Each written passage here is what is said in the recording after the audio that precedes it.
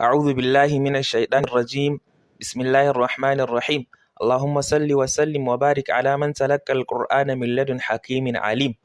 A duk wanda ya saurari karatunmu na jiya ya daure ya saurari na yau saboda na jiya akwai gyara a ciki. Ci gaba da karatunmu na harajin waƙafin harafin mimun ma'ana minjaye kenan a tsangayance tare da ɗan uwanku almajirinku Ibrahim Mai Sittin Gombe. Wannan lambar waya 0806562212 mun sanya ta ne don duk wanda ya ga gyara ko kuskure ya tuntuɓe mu gyara. Tun farkon karatunmu har yau muna cikin magana ne akan yadda harafin minjaye ya yi waƙafi na cikin Alƙur'ani gaba ɗaya da nau'o'in shi. Har yanzu muna cikin him masu waƙafi.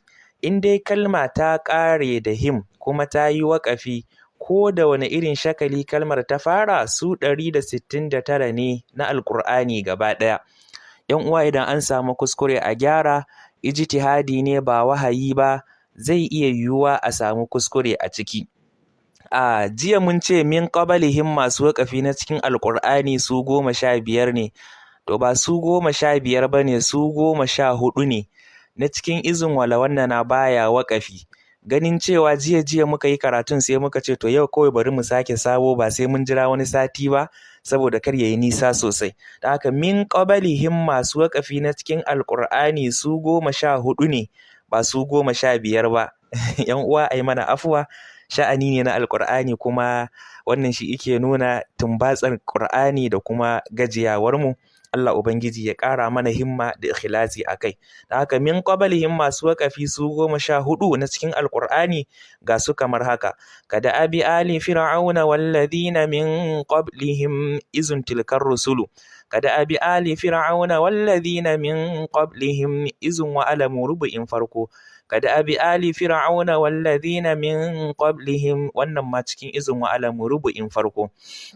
أفلم يسيروا في الأرض فينظروا كيف كان عاقبة الذين من قبلهم إذ وما أبرئ أولم يسيروا في الأرض فينظروا كيف كان عاقبة الذين من قبلهم إذ ولا تجادلوا أولم يسيروا في الأرض فينظروا كيف كان عاقبة الذين من قبلهم إذ قل من يرزقكم أفلم يسيروا في الأرض فينظروا كيف كان عاقبة الذين من قبلهم إذ ويا قوم أفلم يسيروا في الأرض فينظروا كيف كان عاقبة الذين من قبلهم إذ حيم كنسوا أولم يسيروا في الأرض فينظروا كيف كان عاقبة الذين كانوا من قبلهم إذ فمن أظلم هل ينظرون إلا أن تأتيهم الملائكة أو يأتي أمر ربك كذلك فعل الذين من قبلهم إذ ربما من دونه من شيء نحن ولا آباؤنا ولا حرمنا من دونه من شيء كذلك فعل الذين من قبلهم شما إذ ربما بل كذبوا بما لم يحيطوا بعلمه ولما يأتهم تاويله كذلك كذب الذين من قبلهم إذ للذين أحسنوا كما استأذن الذين من قبلهم إذ يا أيها الذين آمنوا لا تتبعوا خطوات الشيطان أيام الذين خلوا من قبلهم إذ للذين min qablihim masu waƙafi na cikin Alƙur'ani gaba ɗaya su 14 ne, saɓanin yadda muka faɗa jiya, wallahu a'lam. Qaulihim masu waƙafi su 2 ne, ga su kamar haka. Qala alladhina la ya'lamuna mithla qaulihim qala alladhina min qablihim mithla qaulihim ويتخطف الناس من حولهم شيء da waƙafi وبما أنفقوا من أموالهم شيء da waƙafi min fawqihim arjulihim su 2 ne da waƙafi ga su kamar haka. Min fawqihim wa min tahti arjulihim izun qala rajulani min fawqihim wa min tahti arjulihim izun wala tujadilu wa an aymanihim wa an shama'ilihim shi ɗaya da waƙafi. Zuyyina lahum su'u a'malihim shi ɗaya da waƙafi. Athqalahum wa athqalan ma'a athqalihim shi ɗaya da waƙafi.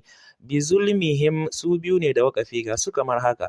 Fa akhazatuhumus sa'iqatu bi zulmihim ladhu maghfiratin lin nasi ala zulmihim su 2 da waƙafi.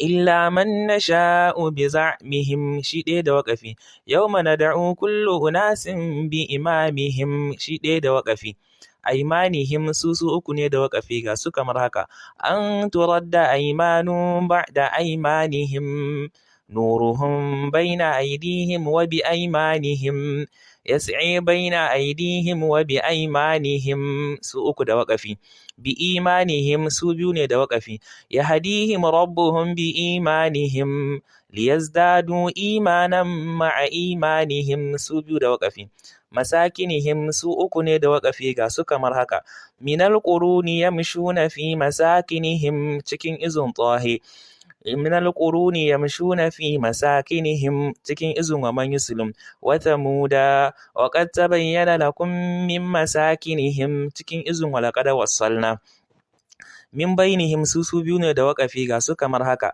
fakhtalafa al-ahzabu min bainihim izin qala alama qul laka fakhtalafa al-ahzabu min bainihim izin qula walau ji'tukum wa min abaihim wa dhurriyyatihim wa ikhwanihim shi ɗaya da waƙafi subhanaka anta waliyuna min dunihim shi ɗaya da waƙafi wallahu a'lam.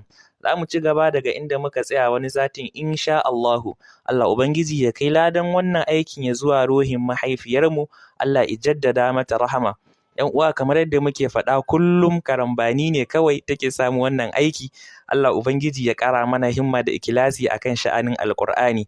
Wannan karatun ya zama an samu nasikh wal mansukh kenan. Na jiya akwai gyara, wannan kuma mun yi gyaran da yake cikin na jiya.